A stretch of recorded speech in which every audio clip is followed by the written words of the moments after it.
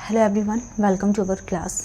आज की इस क्लास में हम डिस्कस करने वाले हैं soil mechanics and Jio technical engineering. तो हम क्या डिस्कस करेंगे, क्या टॉपिक है हमारा, determination of coefficient of consolidation. तो आज के क्लास में हम कोफिशिएंट ऑफ कंसोलिडेशन को कैसे डिटरमाइन किया जाता है इन टॉपिक के बारे में डिस्कस करेंगे। जैसा कि प्रीवियस क्लास में हमने क्या डिस्कस किए थे, CV को कैसे डिफाइन किया जाता है, और CV is the coefficient of consolidation, coefficient of consolidation. ठीक है, तो ये टॉपिक हमने प्रीवियस क्लास में डिस्कस कर लिए थे कि coefficient of consolidation CV equal to K divided by MB क्या होता है, unit weight of water. Okay, and MB equal to कितना होता है, AB divided by 1 plus E0। तो ये टॉपिक हमने प्रीवियस क्लास में डिस्कस किए थे। टरज़ागी कंसोलिडेशन इक्वेशंस के बारे में हमने बात किए थे। टरज़ागी कंसोलिडेशन इक्वेशन। तो टरज़ागी कंसोलिडेशन इक्वेशन जनरली किसके लिए प्रिफर्ड किया जाता है, one dimensional differential equation and small load increment ratio के लिए हम टरज़ागी कंसोलिडेशन इक्वेशन का यूज़ करते हैं। तो ये एक टॉपिक हमारा कंप्लीट हो गया। एंड टरज़ागी कंसोलिडेशंस एंड डिग्री ऑफ कंसोलिडेशंस के बारे में हमने डिस्कस किए थे कि डिग्री ऑफ कंसोलिडेशंस को जनरली कैसे डिटरमाइन किया जाता है। ओके, तो ये टॉपिक भी हमारा कंप्लीट हो गया। और प्रीवियस क्लास में हमने क्या डिस्कस किए, तो जो बहुत इंपॉर्टेंट है टाइम फैक्टर के बारे में। तो टाइम फैक्टर क्या है, इससे क्वेश्चंस आपको हर शिफ्ट में, हर एग्ज़ाम में देखने को मिलेंगे। टाइम फैक्टर को जनरली TB से डिनोट किया जाता है, and TB equal to CB small t divided by d square, and time is given in second. तो T क्या होता है हमारे पास, time, and time is given in second, and D is the length of drainage path.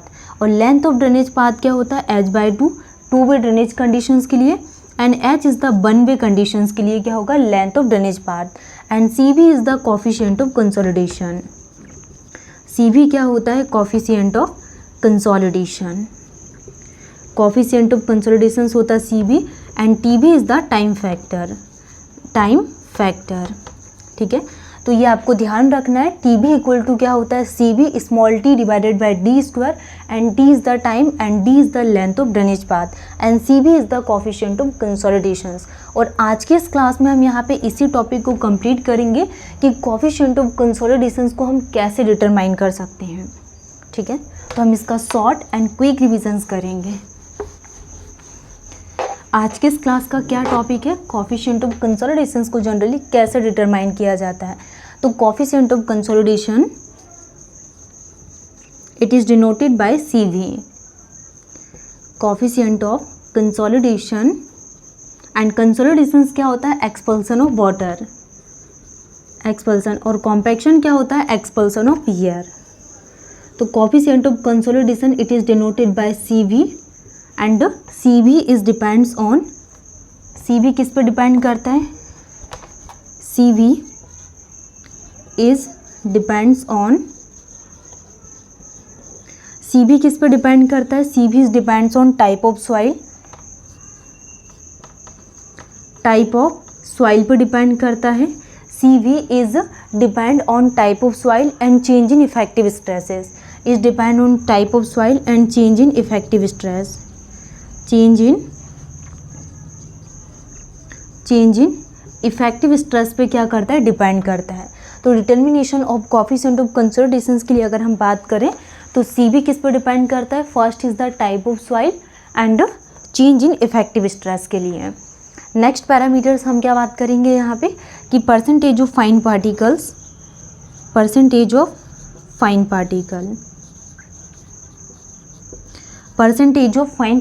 अगर हमने लिए तो ये डायरेक्टली प्रोपोर्शनल होगा किसके, WL, एंड WL क्या हो रहा है, increase, and WL is the liquid limit. WL क्या होता है, लिक्विड लिमिट। जैसे कि अगर हमारे पास बहुत ज़्यादा फाइन पार्टिकल्स है तो फाइन पार्टिकल्स में क्या होगा, लिक्विड लिमिट इंक्रीज होगी। अब लिक्विड लिमिट क्या होता है, natural water content minus plastic limit divided by WL minus WP, liquid limit minus, ठीक है, हम इसको डिस्कस कर लेते हैं। Liquid limit equal to natural water content minus plastic limit divided by liquid limit minus WP, and liquid limit equal to W minus WP divided by IP. IP is the plasticity index, and IP क्या होता है, liquid limit minus plastic limit. ठीक है, ये formations. तो percentage of fine particle is directly proportional to liquid limit, और liquid limit के increase होने से वाटर कंटेंट भी क्या होगा, इंक्रीज होगा। वाटर कंटेंट भी क्या होगा, इंक्रीज होगा। कंप्रेसिबिलिटी क्या होगी, इसमें इंक्रीज होगी। इससे कंप्रेसिबिलिटी भी क्या होगी,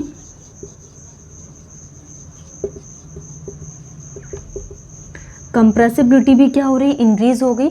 and rate of consolidation, rate of consolidation क्या हो रहा है, डिक्रीज। और rate of settlement, rate of settlement, rate of settlement भी क्या हो रहा है, rate of consolidation decrease and rate of settlement भी क्या होगा, डिक्रीज। और coefficient of consolidation, coefficient of consolidation, ये भी क्या हो रहा है, डिक्रीज हो रहा है। तो कोफिशिएंट ऑफ कंसोलिडेशन भी क्या होगा, decrease. And liquid limit is directly proportional to plasticity index. तो लिक्विड लिमिट क्या किसके डायरेक्टली प्रोपोर्शनल होगी, प्लास्टिसिटी इंडेक्स के। Next, coefficient of consolidation CV is inversely proportional to 1 upon liquid limit and inversely proportional to 1 upon plasticity index. तो CV किसके inversely proportional हो रहा है, लिक्विड लिमिट के।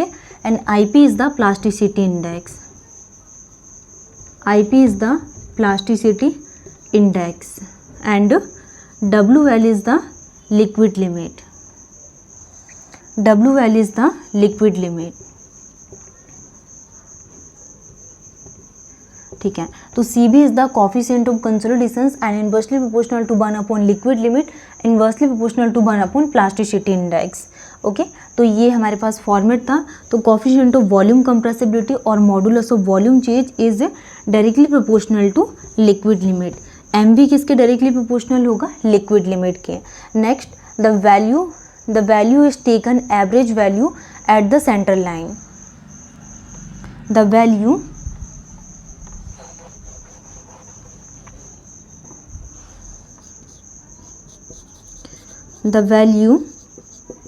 is taken average value at the center line, the value is taken average value at the center line, at the center line। Next, the value of CV is varies from 5 into 10 to the power 4। तो CV की value कहाँ तक vary करती है, first is the 5 into 10 to the power -4 mm square per second and 2 into 10 to the power -2 mm square per second तक क्या करती है, वेरी करेगी। There are generally 2 method to determine coefficient of consolidations. तो coefficient of consolidations को determine करने के लिए हम 2 मेथड्स का यूज़ करते हैं। ठीक है, तो अभी हमने क्या देखा यहाँ पे कि determination of coefficient of consolidations में first parameter is the coefficient of consolidations किस पर डिपेंड करता है, टाइप ऑफ सॉइल पे डिपेंड करेगा। टाइप ऑफ सॉइल जैसे कि वेंटोनाइट सॉइल है, लोम सॉइल है, एलुवियल सॉइल हो गई एंड डिफरेंट टाइप्स जो हमने फर्स्ट यूनिट में डिस्कस किए थे। Second is the change in effective stress. तो ये 2 पैरामीटर्स पे डिपेंड करता है क्या, कोफिशिएंट ऑफ कंसोलिडेशन। नेक्स्ट, अगर हमारे पास फाइन पार्टिकल्स है तो इसमें लिक्विड लिमिट इंक्रीज होगी एंड वाटर कंटेंट भी क्या हो रहा है, इंक्रीज। तो इससे इसकी कंप्रेसिबिलिटी भी क्या होगी, इंक्रीज। एंड जो रेट ऑफ सेटलमेंट है या फिर rate of consolidation del u upon del t, ये क्या हो रहा है, decrease. And coefficient of consolidation CV क्या होगा, डिक्रीज। तो इसकी जो हम यहाँ पे वैल्यू कंसिडर करते CV की 5 into 10 to the power 4 mm square per second to 2 into 10 to the power -2 mm square per second तक कंसिडर करते हैं। एंड जो कोफिशिएंट ऑफ कंसोलिडेशन है inversely proportional is the liquid limit and inversely proportional is the plasticity index. तो जो coefficient of volume compressibility और modulus of change है ये डायरेक्टली प्रोपोर्शनल होगा किसके, लिक्विड लिमिट के। ठीक है, अब हम यहाँ पे बात करेंगे कि CV के लिए हम कौन कौन से मेथड्स यूज़ करते हैं। Coefficient of consolidation, coefficient of consolidation, coefficient of consolidations को डिटरमाइन करने के लिए दो मेथड्स का यूज़ करते हैं। First is the square root time fitting method, square root time fitting method. Coefficient of consolidations को डिटरमाइन करने के लिए फर्स्ट हम square root time fitting method का यूज़ करेंगे and second is the logarithmic time fitting method, logarithmic time fitting method. तो CV को determine करने के लिए दो मेथड्स का यूज़ किया जाता है, square root time fitting method and logarithmic time fitting method. तो square root time fitting method को किसने दिया था? टायलर्स ने, and logarithmic time fitting is given by Casagrande. तो ये दोनों ही मेथड्स हम डिस्कस करेंगे डिटेल्स में नेक्स्ट क्लास में। आज की क्लास को हम यहीं पे स्टॉप करते हैं। Thank you.